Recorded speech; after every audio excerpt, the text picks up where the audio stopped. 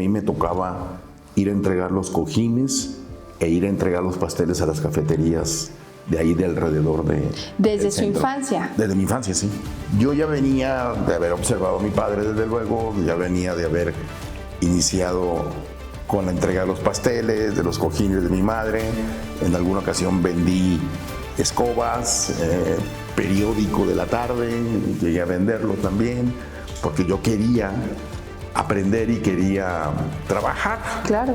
Porque yo venía de un lugar muy pequeño. Entonces, aprender a moverme en una ciudad más grande, conocer la ciudad, utilizar el transporte público. Gracias a todos por sus mensajes, sus comentarios con nuestro padrino de lujo, por supuesto, nuestro líder nacional Isaías González Cuevas.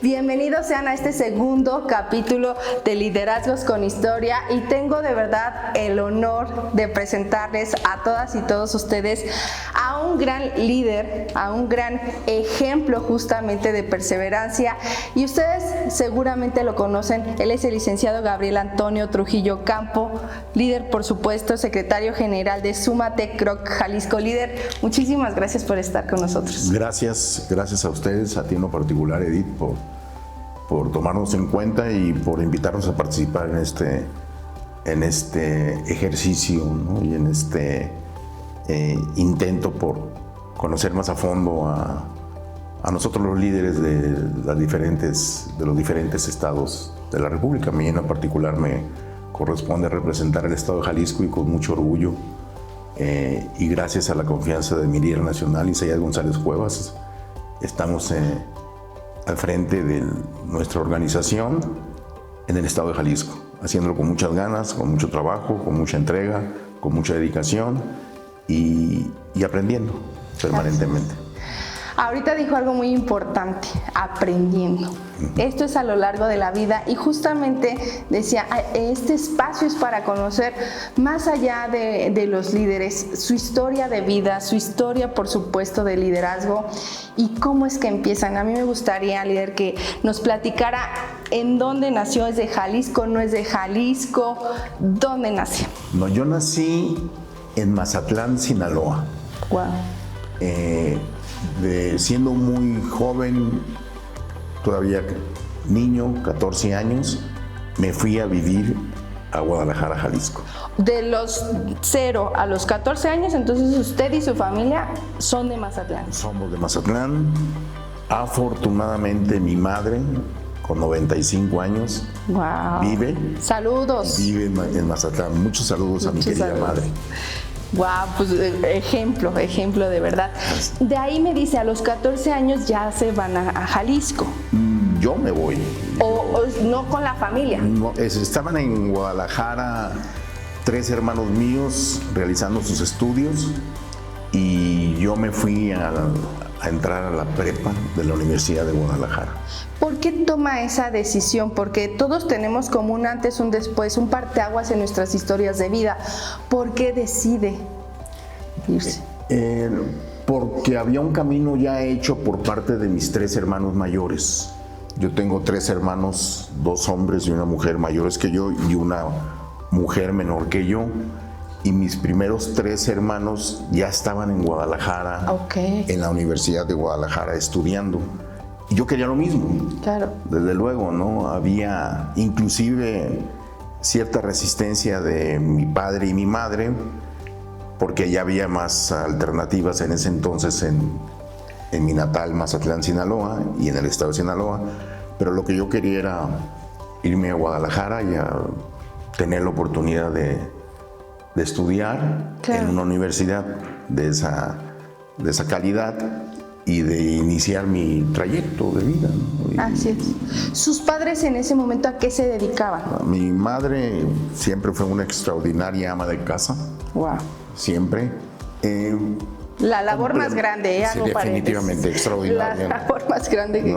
Perfecta mi madre como ama de casa, pero también apoyaba la economía del hogar haciendo cojines, pasteles, y a mí me tocaba ir a entregar los cojines e ir a entregar los pasteles a las cafeterías de ahí de alrededor ¿Desde su infancia? Desde mi infancia, sí, desde mi infancia, ¿no? Yo le ayudé a mi mamá a entregar los pasteles, a ir a recoger la borra, le llamamos, el tipo algodón para rellenar los cojines y para que mi mamá pudiera hacer esos cojines y entregarlos a las familias de alrededor de donde todavía vive mi madre, en esa casa.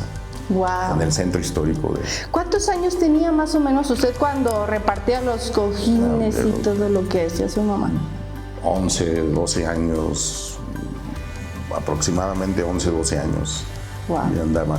¿Y su padre a qué se dedica? Mi padre siempre fue un hombre muy trabajador, tuvo varios empleos allí en Mazatlán, Sinaloa, y en ese entonces yo recuerdo que mi padre trabajaba como administrador y como empleado de confianza de unos astilleros donde se construyen los barcos. Wow. Entonces trabajaba mi padre en el astillero. Posteriormente trabajó en la venta de redes para pesca. Okay. De alguna manera estuvo relacionado mi padre con la pesca en el puerto de Mazatlán, y trabajó desde las empresas donde se llevaban a cabo la elaboración o la fabricación de los barcos hasta el equipamiento para la pesca del camarón. Wow. ¿Usted llegó a ir Sí, claro. a verlo ahí? Sí, yo estuve muy cercano a todo ese proceso porque mi padre me llevaba con él a los astilleros, me llevaba con él a la empresa de redes que atendía mi padre y de implementos para la pesca del camarón, para los barcos camaroneros, y yo convivía mucho con la gente que se embarcaba, con la gente que trabajaba elaborando las redes. De manera directa. De manera directa, yo andaba con mi papá para arriba y para abajo, literalmente. Qué gratos recuerdos. Sí, muy favorable. Creo que fue una gran enseñanza, y ya mi padre no está vivo, pero me dejó ese legado, el cual yo respeto mucho. Claro, el trabajo. Esa palabra hay que recordarla desde el inicio. Y entonces va creciendo, toma esta decisión, 14 años me decía, 14 años, sí. Que se va a Jalisco. Ahí me decía que como que sus papás no estaban como muy seguros, pero toma la decisión y que sigue. Sí, mi padre al final me apoya desde luego y me impulsa y me lleva a Guadalajara, o sea, por decirlo de alguna manera, para poder iniciar mis trámites para entrar a la preparatoria. Yo después de eso me involucro muy pronto, a los 15 años, en el ámbito laboral. Okay. Empiezo a trabajar con una persona con la cual yo estoy sumamente agradecido, y además me enseñó mucho de lo que ahora yo puedo llevar a cabo como líder, que es el licenciado Antonio Lara Nuño, que era en ese entonces su trabajo fundamentalmente lo desarrollaba en la Junta Local de Conciliación y Arbitraje del Estado de Jalisco, y era el abogado de la CROC en el Estado de Jalisco, y yo me integré a su equipo yendo al banco, yendo a comprar. ¿Cómo llega a conocerlo? ¿Cómo es el contacto directo a decir, ya tienes este empleo? Porque él me ayudó a entrar a la universidad. En ese entonces era muy complicado que alguien que viniera de otro estado tuviera acceso a la Universidad de Guadalajara, porque era casi exclusivo para gente de ahí del estado de Jalisco.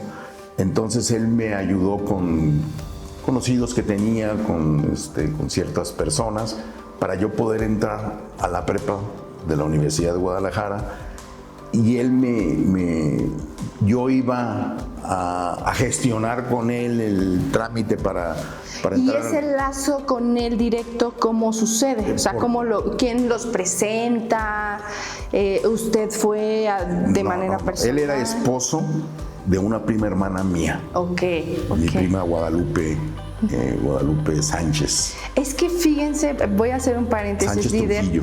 Hay veces que la vida nos presenta oportunidades. Ahorita creo que ese enlace ha sido crucial para el desarrollo de su historia. Desde luego. Y esas oportunidades, ustedes, compañeras, compañeros que nos escuchan, siento que son las que se deben de aprovechar. Así fue exactamente. Yo recuerdo que me dijo, ¿en qué turno vas a entrar a la prepa? Le dije, en la tarde, de las 3 a las 9 de la noche, de las 3 de la tarde a las 9 de la noche. Entonces me dijo, ¿quieres trabajar? Sí. Mi respuesta de inmediato fue sí. Vente conmigo en las mañanas para que aprendas a trabajar. Y así fue. Yo ya venía de haber observado a mi padre, desde luego, ya venía de haber iniciado con la entrega de los pasteles, de los cojines de mi madre. En alguna ocasión vendí escobas, periódico de la tarde, llegué a venderlo también, porque yo quería aprender y quería trabajar. Claro. Siempre traía yo esa intención de trabajar, ¿no? Entonces, cuando él me dice, vas a venir de 9 a 1 aproximadamente, pues yo dije, claro. ¿Y en dónde empieza a trabajar ya de manera oficial, podríamos llamarlo, en conjunto con el colegio? Pues cuando tenía 15 años, empecé a trabajar bajo una jerarquía, una dependencia administrativa. Yo andaba en la calle todo el tiempo, andaba cambiando cheques en los bancos, depositando en los bancos. O sea, a los 15 años ya usted ya... Sí, ya andábamos gestionando, sí, ya andábamos.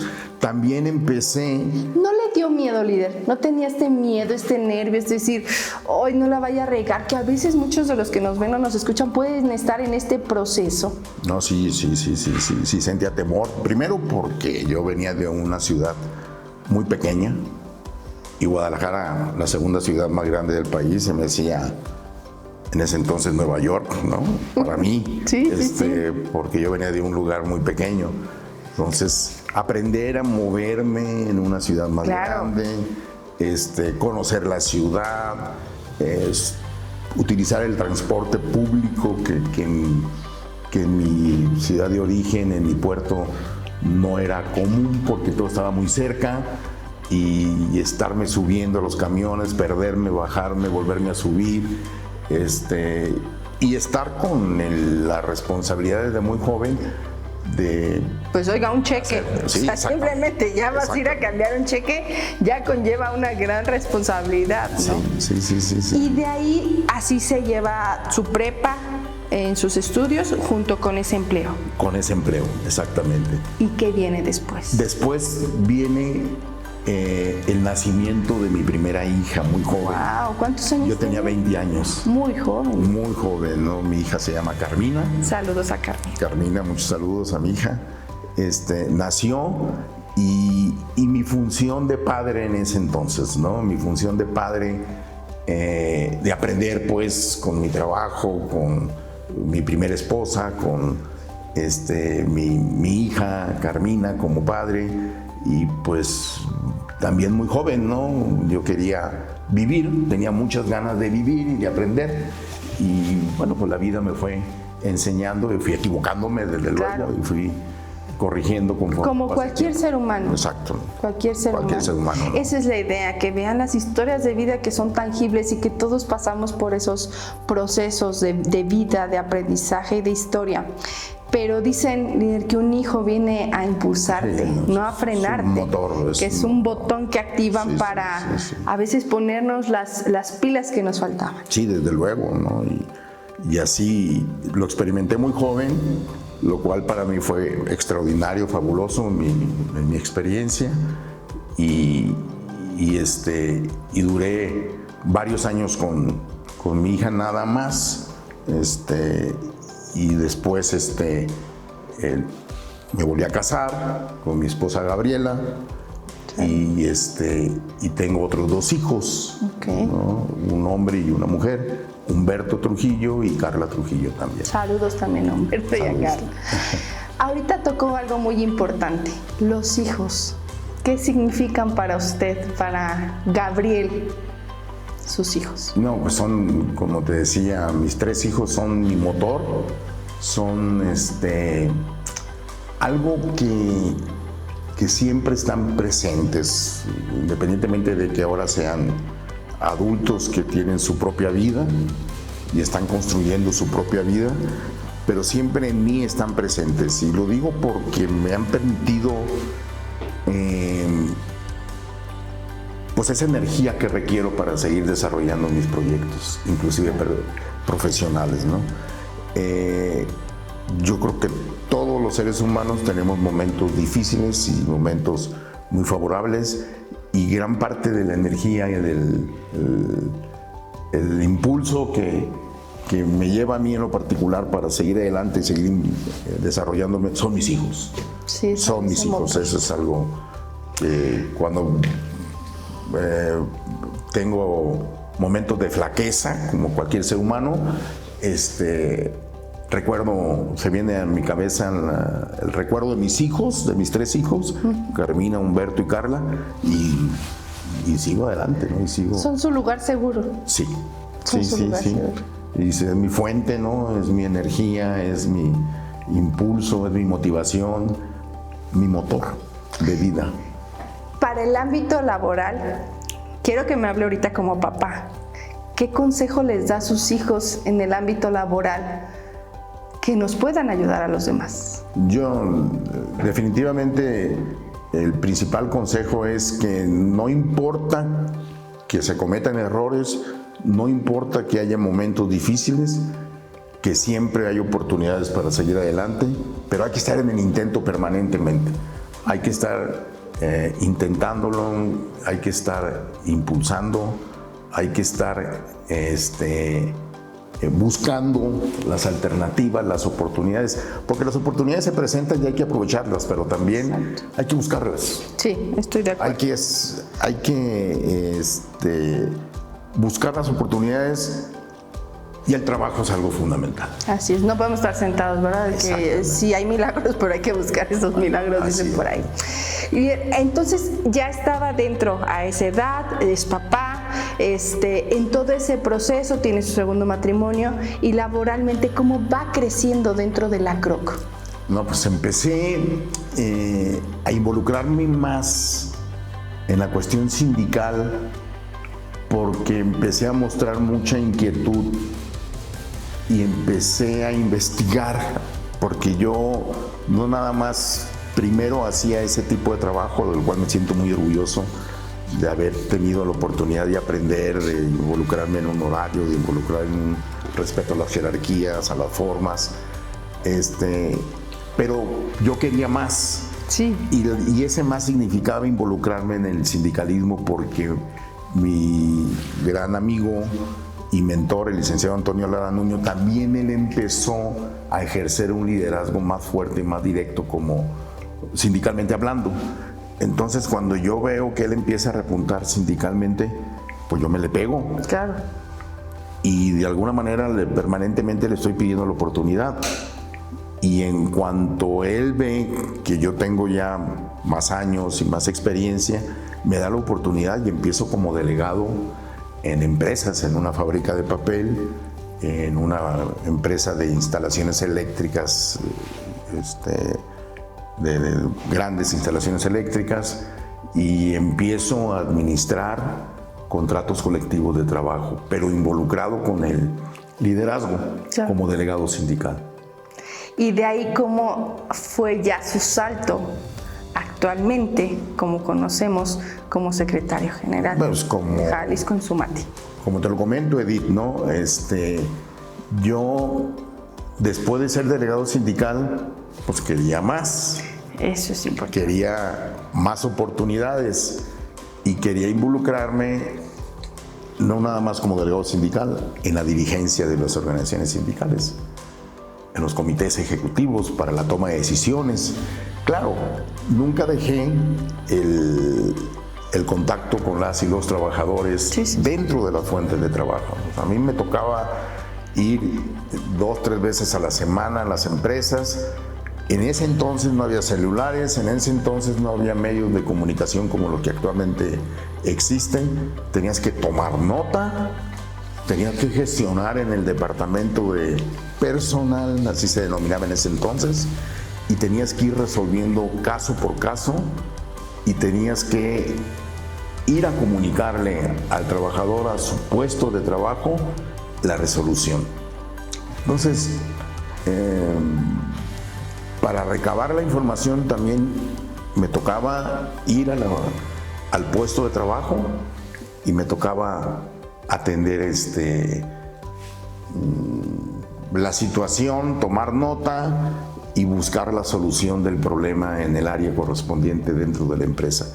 Y después volver a ir al lugar de trabajo. Sí, de manera directa, de manera al trabajador. Estar ahí con la gente. Sí, y las situaciones afortunadamente han evolucionado de manera positiva en términos de comunicación, pero creo que lo fundamental es el contacto directo con las y los trabajadores, como me lo ha siempre confirmado mi líder nacional, Isaías González Cuevas.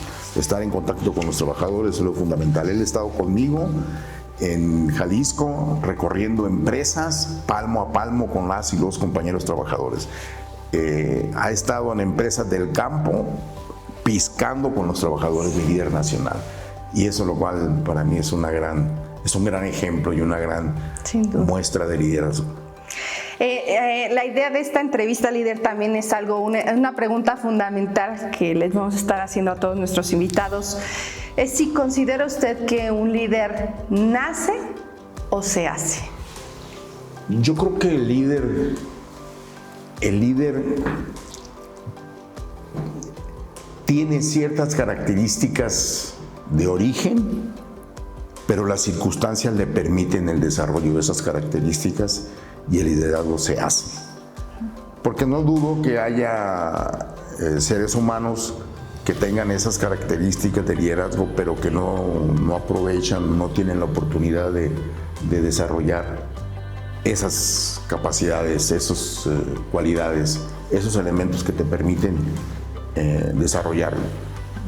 Yo estoy claro, modestia aparte, que esas características las tenía yo desde niño, y así fue mi comportamiento en mi barrio, en Mazatlán, Sinaloa, y en mi escuela, y en cuanto vi la oportunidad, pues la aproveché para poder desarrollar esas capacidades. Muchas gracias por compartirlo. A mí me gustaría también que nos platicara. Sé que hay muchas experiencias dentro del sindicalismo, pero en general hasta ahorita, desde su experiencia, ¿qué es lo más grato que se lleva a modo personal estar hoy en donde está? Híjole,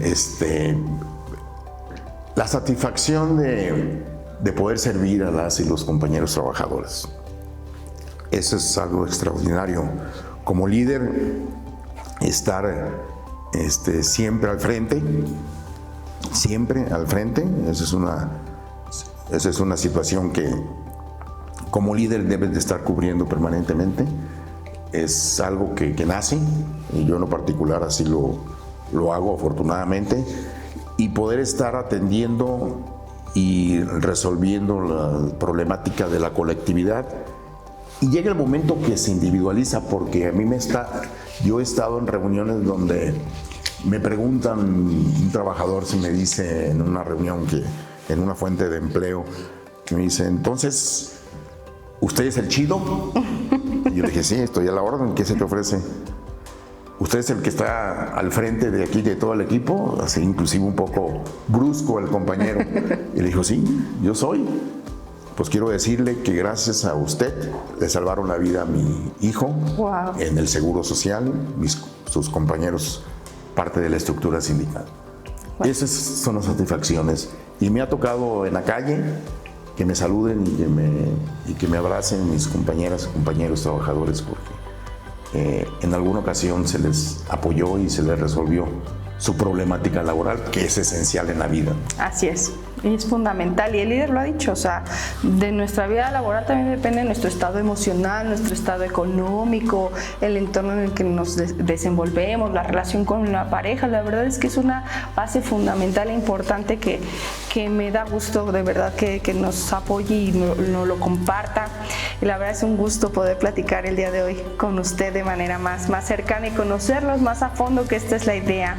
Y yo le podría decir que desde niño tiene un gran ejemplo de trabajo de sus padres, y que hoy en día usted es resultado de ese gran trabajo como su padre, como su madre, y lo dijo al inicio, un hombre trabajador, y hoy usted es un gran hombre trabajador. Otra cosa que resalto es que a todo ha dicho que sí, con miedos o sin miedos. Su respuesta ha sido que sí, y es a donde lo ha llevado la vida.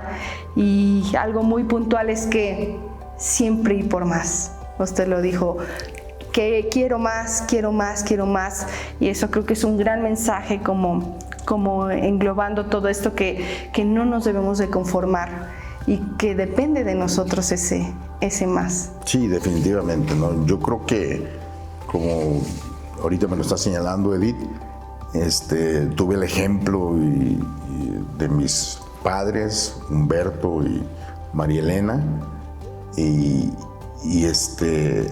del trabajo, ¿no? Recuerdo cuando murió mi padre, me hizo una pregunta a mi hijo Humberto, se llama Humberto también, me dice, ¿qué es lo que más te acuerdas de mi abuelo? Me dijo. Digo, todos los días verlo ir a trabajar. Eso se me quedó grabado, ¿no? Y eso es algo que me enseñó muchísimo, y creo que la primera escuela, pues, es la casa, ¿no? O Correcto. sea, con los padres y los hermanos. Y en todo. En todo. En lo laboral, en el trato, en el respeto. Líder, a mí me gustaría que nos compartiera, ya para finalizar esta gran entrevista, algún mensaje para las y los compañeros que nos ven desde su perspectiva, desde su experiencia, que nos pueda servir en nuestro día a día, nuestra vida en general. Yo creo que algo importantísimo en la vida laboral en general y la vida sindical en lo particular es que a los jóvenes